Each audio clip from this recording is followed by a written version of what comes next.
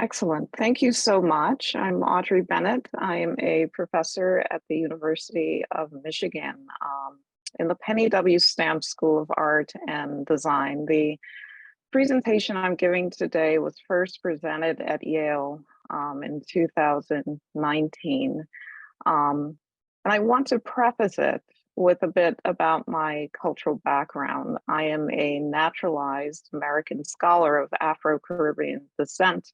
I hail from the Bahamas, where I lived for the first 3 years of my life before moving to my parents' birthplace of Jamaica. After 3 years there, my family migrated to the United States. I grew up in northern New Jersey with a single mom who cooked Caribbean food, played reggae music every Saturday morning, and alternated between speaking Jamaican patois and standard English. At the predominantly Black elementary and secondary schools that I attended, my teachers spoke standard English while many of my peers spoke Ebonics. Myself, I spoke Nerd. Graduating valedictorian from high school, I traveled further north to pursue a Bachelor of Arts degree at Dartmouth College, which afforded me a unique opportunity to study abroad in Mexico. After college in the early 1990s, I worked as a legal assistant in New York City while simultaneously deferring acceptance at RISD. Instead, informed by a conversation with the late African-American designer Sylvia Harris, I opted to attend Yale as one of 6 students in the preliminary 3-year program in graphic design, and the only Black student the first year. But the overwhelming whiteness of the program and community did not discourage me. On the contrary, I found myself all the more drawn to the power of words and image, the idea that culture can be an analytical lens through which we see layers of meaning, and that who speaks is just as important as what is said. So Jeff asked me a question 4 years ago, and it was this question that I had to address at the presentation at Yale. What were you reading in graphic design pedagogy between 1950 and the mid 1990s? To me, this is a question of power and agency. In graphic design, in the graphic design classroom, who does the instructor empower to speak through required readings? Is it enough to allow the student to pick and choose within the graphic design corpus to diversify the conversation? Or is the canon itself an extension of white dominance? Are we using our power as faculty to its fullest potential to diversify design pedagogy?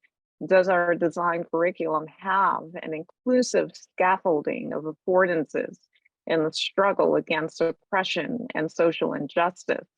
As students, are we fearlessly attempting to go where no other has gone before, whether it pleases our instructors or not? I decided to approach these questions through autoethnography, a research method that emerged around the 1970s. I wish I'd learned about autoethnography as a graduate student, as it would have provided the methodological framework for my thesis, which revolved around cycles and memory.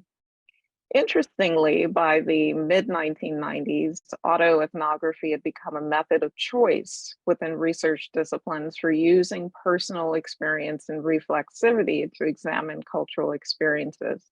The method entails calling on memory and hindsight to reflect on past experiences, talking with others about the past, examining texts such as photographs, personal journals and recordings, and even consulting with relevant news stories, blogs, and other archives related to life events. So here are my findings. What I read in the mid 1990s included texts within graphic design's canon. I remember reading the elements of typographic style, Pocket Pal, the new typography, the crystal goblet. These texts were likely required readings for my design courses and provide guidelines for how to design. I remember reading Decoding Advertisements, Ideology and Meaning in Advertising that showed graphic design's relationship with advertising relative to the mid 1990s and provided me with an introduction to visual semiotics. I may have forgotten all about this next set of texts had I not held on to them for the past 20 plus years. These are my Tycho's reading packets compiled by a variety of instructors. I feel they exemplify Yale's curriculum as I remember it because in each is an eclectic mix of writings that included nonfiction, media, poetry, and even short stories. The required reading packets were multidisciplinary yet vaguely multicultural, as if white minds could fly through every barrier in the universe and still fail to cross the color line here on Earth. One of the Tycho's reading packets included the text titled The Persistence of Industrial Memory by Mark Derry.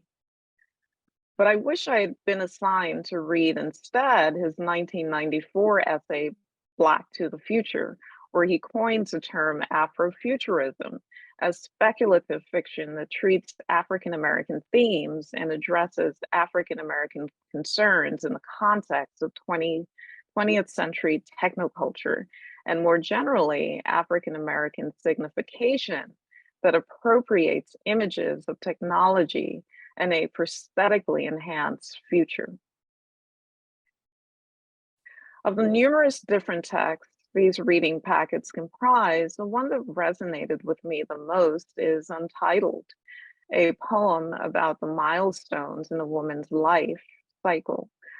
I appreciate this poem because of how it tells a woman's life story through milestones that revealed class and economic status. Some I could relate to, but others were completely foreign. I could imagine a Black woman's life story like my own, including some entirely different milestones. Untitled underscored my evolving understanding that all design is culturally situated. And since we bring a variety of cultural experiences with us, it can create different layers of both resonance and dissonance, sometimes even for a single reader. Think about this description of America's cultural context at the turn of the 20th century.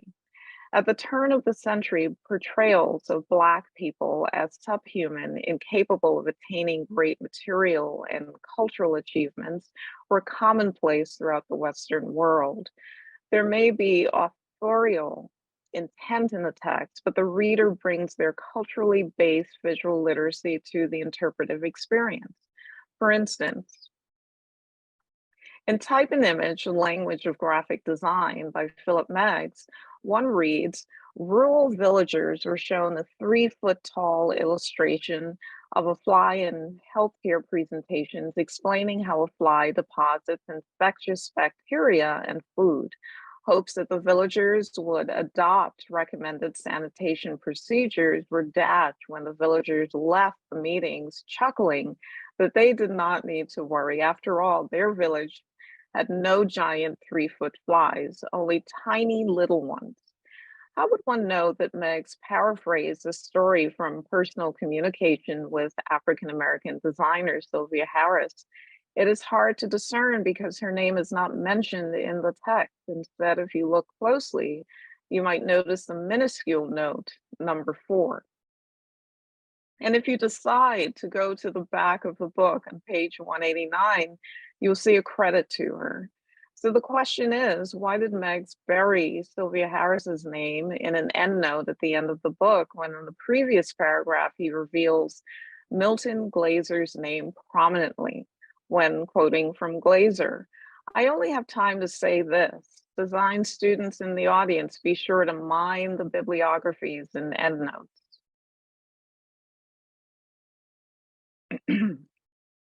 Indeed, my readings in the mid 1990s were multidisciplinary. Some of the required readings that stand out in my memory include fiction like The Garden of Forking Paths, literary theory and criticism, like the work of art in the age of mechanical reproduction, though I wish I had also read author as producer. And bell hooks' take on feminist theory and selling hot pussy, representations of Black female sexuality in the cultural marketplace. Many thanks to Michael Rock for assigning this reading because it woke me up. Books whet my appetite for writing, which is where I spent my my precious few elective credits.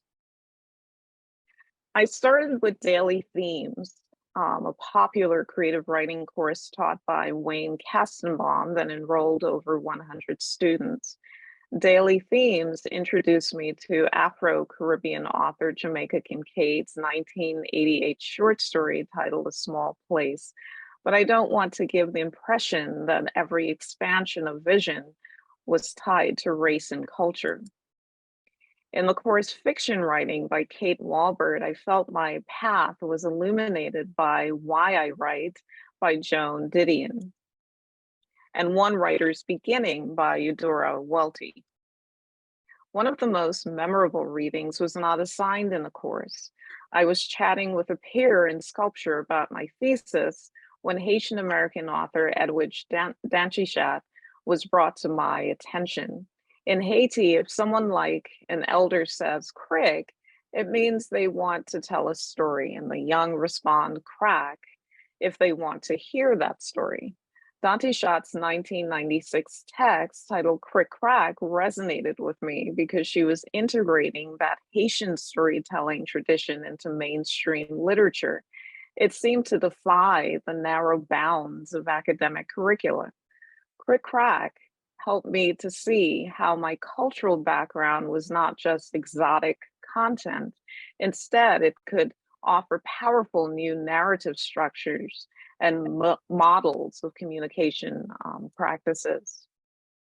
My thesis culminated as a self-reflective creative writing piece that combined these inspirations from fiction and the influence of Sheila Levrant de Bretteville. Sheila became the director of graphic design at Yale 4 years prior to my arrival as a student in 1994. She brought the explicit goal of making graphic design more inclusive.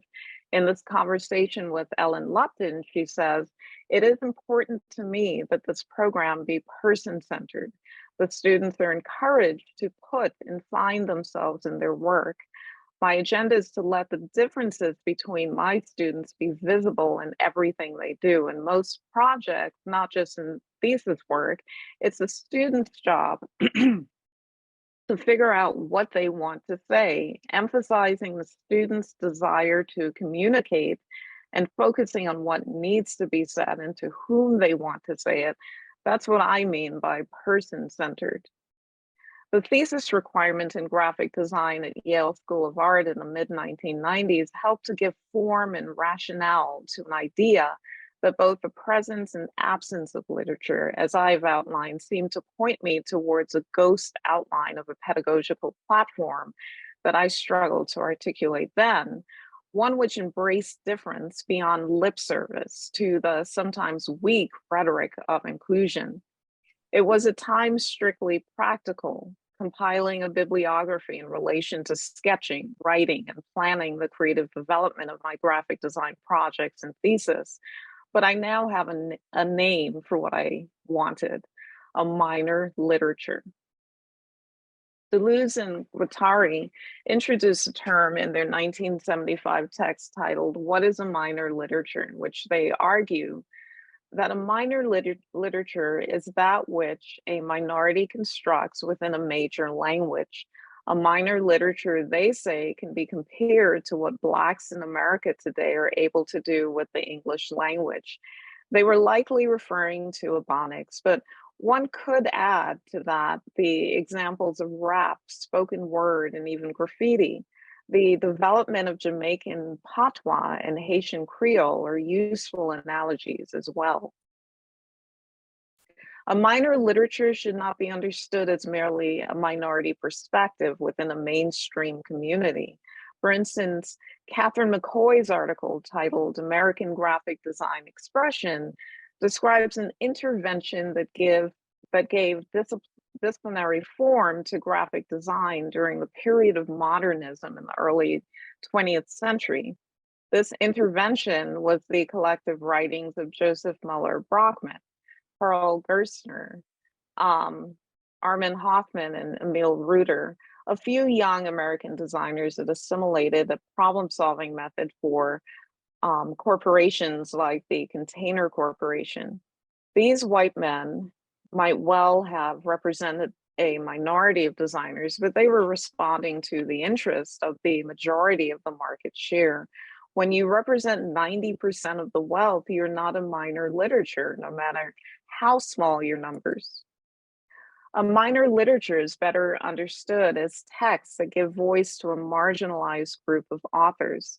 Too often, the contributions of people of color to graphic design literature lie at the periphery of the discipline's canon and must be sought after by students of color in minor literatures. Seldomly do we see their contributions included in the required readings, the major literature of the design curriculum.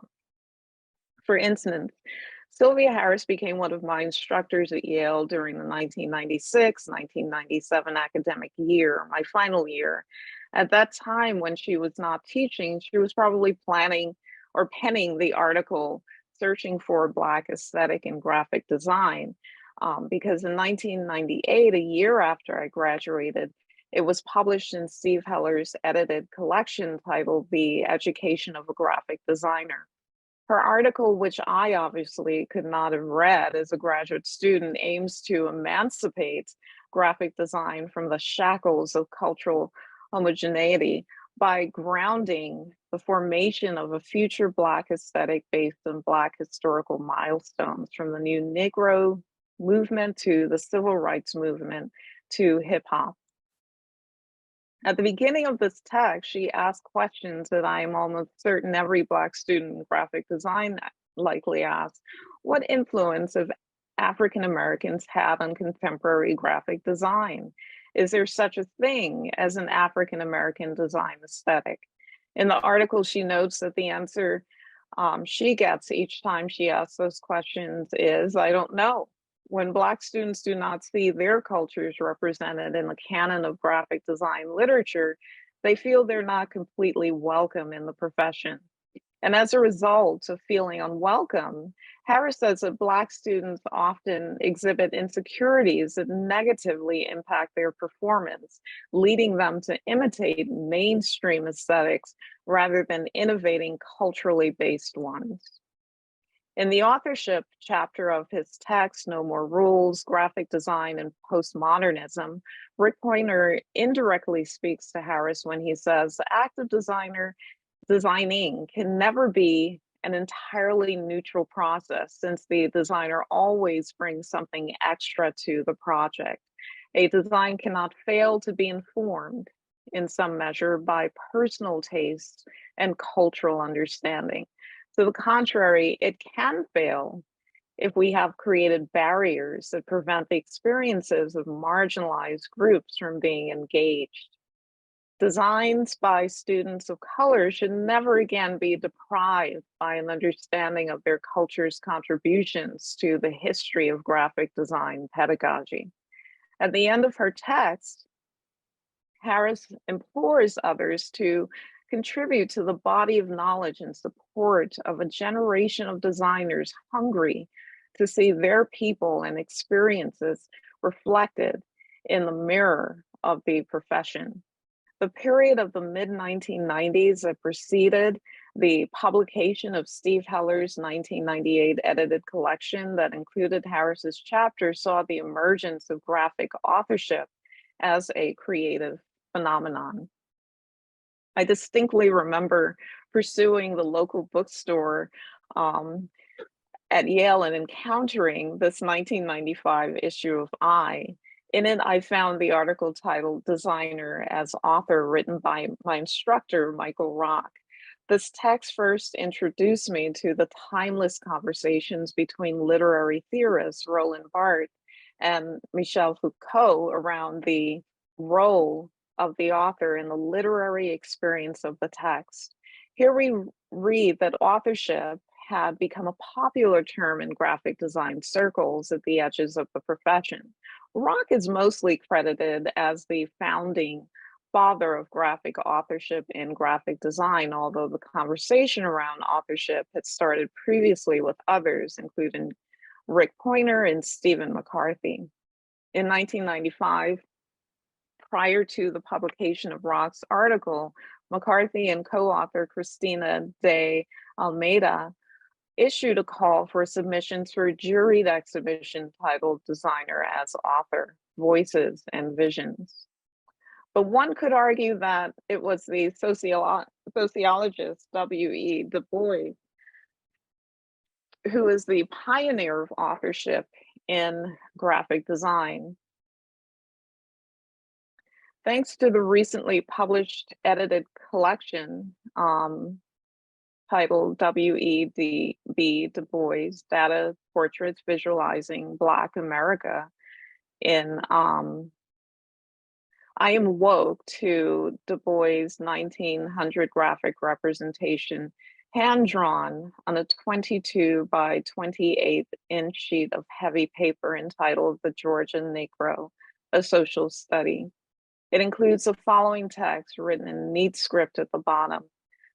This case is devoted to a series of charts, maps, and other devices designed to illustrate the development of the American Negro in a single typical state of the United States. The problem of the 20th century is a problem of the color line. At the end of his article, Rock takes a Foucauldian perspective with the provocative question, what difference does it make who designed it? The primary concern of both the viewer and critic is not who made it, but rather what it does and how it does it. These are my handwritten notes from over 20 years ago, where you can see I disagreed with them. I had strong feelings then, as I do now, that who speaks matters, because who is listening may just be a Black student on a quest to understand their heritage in relation to what is being said.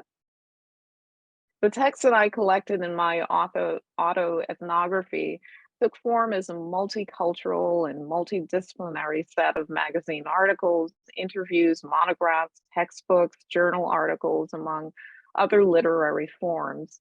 They comprise nonfiction, fiction, poetry, and other literary genres. What I read at Yale School of Art in the mid-1990s contributed in a significant way to the scholarly path that I took in my professional career. Today, I'm a design scholar who spends most of my time writing about my research findings. In my research, I work collaboratively with ethnomathematician Ron Eglash, author of African Fractals, to diversify STEM education with heritage algorithms, computational thinking inherent in the cultural practices of Indigenous people. Some of my sole and co-author texts that lie at the periphery of graphic design's canon include ethno-computational creativity and STEAM education, Follow the Golden Ratio from Africa to the Bauhaus for a cross-cultural aesthetic for images, culturally situated design tools, and towards an autochtonic Black aesthetic for graphic design pedagogy. It is my hope that from today we can adopt an even more integrated process in graphic design pedagogy where major and minor literature come together to bring about the end of marginalization and the beginning of consciousness and the contributions of others to the discipline. Let's get woke, y'all. Thank you.